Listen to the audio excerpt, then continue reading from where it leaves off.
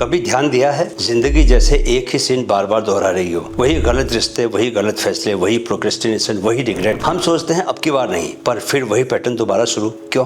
क्या हम वाकई कंट्रोल में नहीं है, या हमारे भीतर कोई हिडन स्क्रिप्ट चल रही है जो हमें बार बार उसी रास्ते पर ले जाती है? क्या कभी आपको भी लगा है कि जिंदगी रिपीट हो रही है? वही गलती, वही डर, वही पैटर्न दोबारा से। आज जानेंगे दोस्तों कि क्यों हमारा माइंड पुराने लूप्स में फंस जाता है। नमस्कार दोस्तों, मैं हूं कैप्टन सुंदरचंद ठाकुर, आपका माइंड कोच, और ये है द हिडन माइंड सीरीज, जहां हम हर हफ्ते खोलते हैं आपके भीतर की वो स्क्रिप्ट्स जो आपकी दुनिया चलाती हैं। चलिए सबसे पहले जानते हैं what is a mental loop. दोस्तों, मेंटल लूप यानी दोहराया गया thought plus emotion plus behaviour, यानी कि आपके अंदर वही ट्रिगर, वही रिएक्शन, वही आउटकम। जैसे हर बार जब कोई आपकी क्रिटिसिज्म करता है, कोई आपको क्रिटिसाइज करता है, आप डिफेंसिवनेस में चले जाते हैं।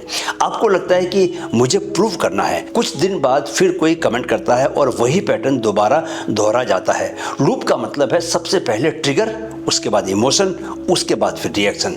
रिएक्शन से रिजल्ट पैदा होता है और रिजल्ट से फिर से ट्रिगर पैदा होता है। माइंड कंफर्ट जोन से बाहर नहीं निकलना चाहता, इसलिए हर बार वही रूट चुनता है। एक बात को याद रखें दोस्तों, what ever you fight you repeat, what ever you observe you can change.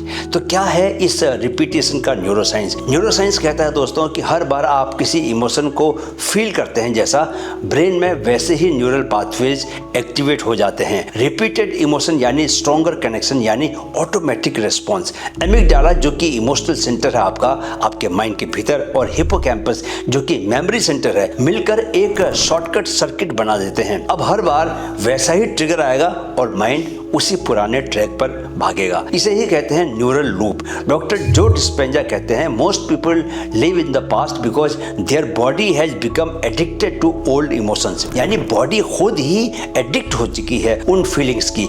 आप सोचते हैं कि आप सोच रहे हैं, पर सोच रही है आपकी पुरानी मेमोरी। अब जरा इमोशनल एडिक्शन को समझते हैं दोस्तों, हर इमोशन का एक केमिकल पैटर्न होता है, जैसे कोर्टिसोल यानी स्ट्रेस, डोपामिन यानी कि प्लेजर, और एड्रेनलिन यानी कि फेयर। जब हम हर दिन एक ही इमोशन बार बार महसूस करते हैं तो बॉडी उसी केमिकल की आदी हो जाती है, यूज्ड टू हो जाती है उस केमिकल की। जैसे कोई व्यक्ति गुस्से का एडिक्ट हो जाए, कोई सैडनेस का, कोई वरी का। Emotion now becomes a habit, habit becomes personality. इसलिए जब आप कहते हैं मैं ऐसा ही हूं, असल में आप कह रहे हो मेरे न्यूरॉन्स ऐसे ही वायर्ड हैं मेरे दिमाग में, तो मैं इसी तरह से सोचता हूँ, इसी तरह से मेरे भीतर इमोशंस पैदा होते हैं। चलिए कुछ कॉमन मेंटल लूप्स को देखते हैं दोस्तों। पहला लूप है फियर लूप। क्या? डर का लूप। इसमें हर नई चीज के सामने माइंड कहता है डेंजर, खतरा है आगे, और आप रुक जाते हैं। एक दूसरा लूप है फेलियर का लूप। एक बार फेल होने के बाद सबकॉन्शियस हर बार रिमाइंड करता है मत कोशिश कर भाई, फिर से फेल हो जाएगा।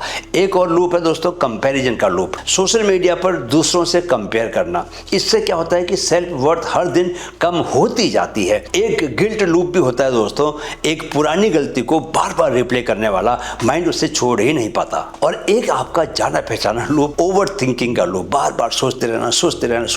जितना ज्यादा सोचते हैं उतनी नई ब्रांचेस उसकी खुलती जाती हैं और क्लैरिटी गायब होती जाती है। अब असली चैलेंज आता है इन लूप्स को तोड़ा कैसे जाए। Breaking the loop, 5 powerful steps. Step number 1 है दोस्तों पैटर्न रिकॉग्निशन जर्नल। लूप को पहचानना ही पहला ब्रेक है दोस्तों। हर रात 5 मिनट का समय सिर्फ अपने मन के लिए रखिए। कोई फैंसी डायरी नहीं चाहिए, एक साधारण सी कॉपी भी चलेगी। बस 3 बातें लिखिए। क्या क्या?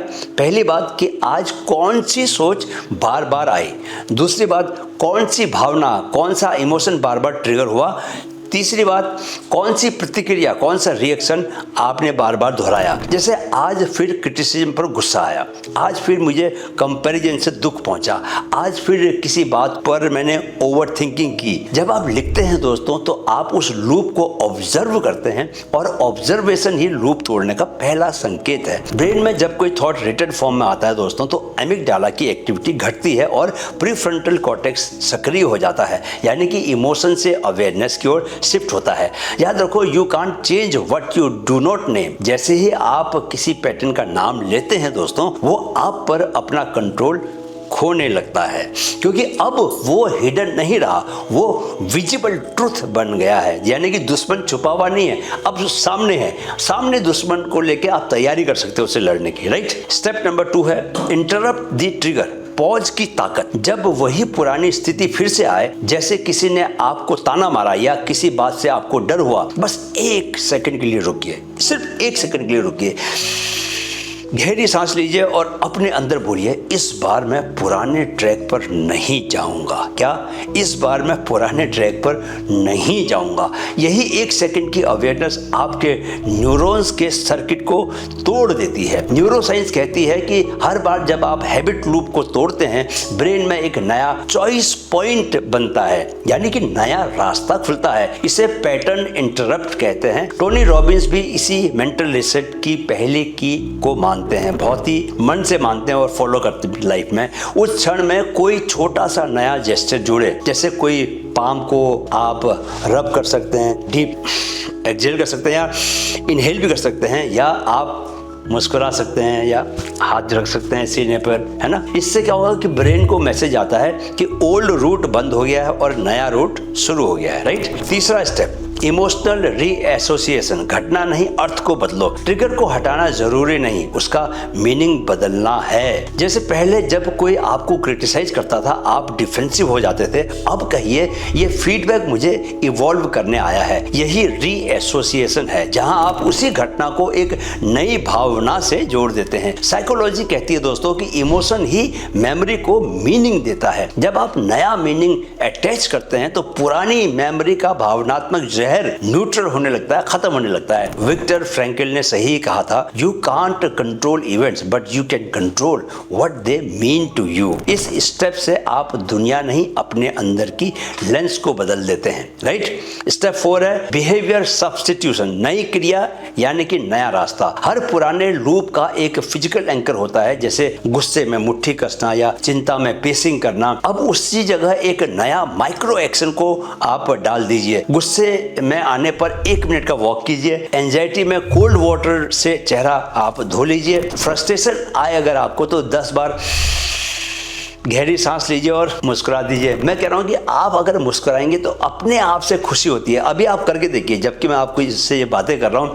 आप अपने होठों को मुस्कान के आकार में ढालिए तो बिना किसी वजह के भी आपको खुशी होगी, राइट। साइंस कहती है दोस्तों कि हर नई फिजिकल एक्शन पुराने न्यूरल सर्किट को डिसरप्ट करती है और नया सर्किट बनाती है। इसे कहते हैं बिहेवियरल सब्स्टिट्यूशन। छोटी क्रियाएं ट्रिवियल लगती हैं, पर यही माइक्रोशिफ्ट्स परमानेंट रिवायरिंग करते हैं। जेम्स क्लियर ने सही कहा है कि टाइनी चेंजेस रिमार्केबल रिजल्ट्स। इस स्टेप का सार क्या है? हर बार माइंड पुराने पैटर्न पर जाए तो शरीर को नया सिग्नल दीजिए। याद रहे कि बॉडी बिहेवियर बदलते ही ब्रेन भी पैटर्न बदल देता है, right.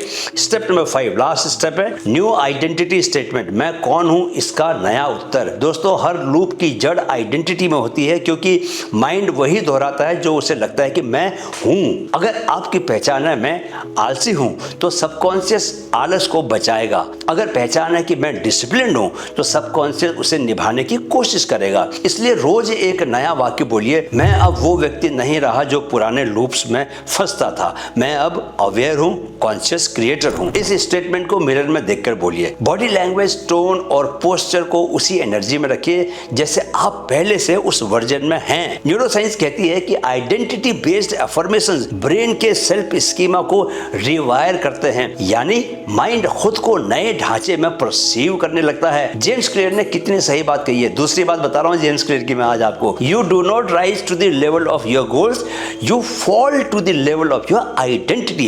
Whatever identity you consider for yourself. जैसे मैं समझता हूँ कि यार मैं बहुत फिट बंदा हूँ, मैं बहुत एकदम एथलीट हूँ, तो मैं जो काम करता हूँ वो उसी के अकॉर्डिंग करता हूँ। मतलब मैं जंक फूड नहीं खाऊंगा, मीठा कम खाऊंगा। क्यों? क्योंकि मैं ये मानता हूँ कि मैं एथलीट हूँ। एथलीट ये सब काम नहीं करता। तो आपका सबकॉन्शियस आपके वर्ड्स नहीं, आपके वाइब्रेशंस को सुनता है। इस बात को याद रखिए। इसलिए बोलिए विश्वास के साथ, मैं अब अपने लूप्स में नहीं जीता, मैं अपनी नई कहानी लिखता हूं। दोस्तों, हर लूप लूप एक पुराने डर की कहानी है। जब आप उसे पहचानते, रोकते और नया अर्थ देते हैं तो आप उस डर की जंजीरों को खोल देते हैं। लूप से निकलना एक बार का काम नहीं, ये रोज का अभ्यास है। Observation, pause, reframe, replace and reaffirm, और धीरे धीरे आप एक नए इनर आर्किटेक्चर में जीना शुरू कर देते हैं। पुराना पैटर्न मिटाने की कोशिश मत करो दोस्तों, नया पैटर्न इतना मजबूत बनाओ कि पुराना अपने आप गिर जाए।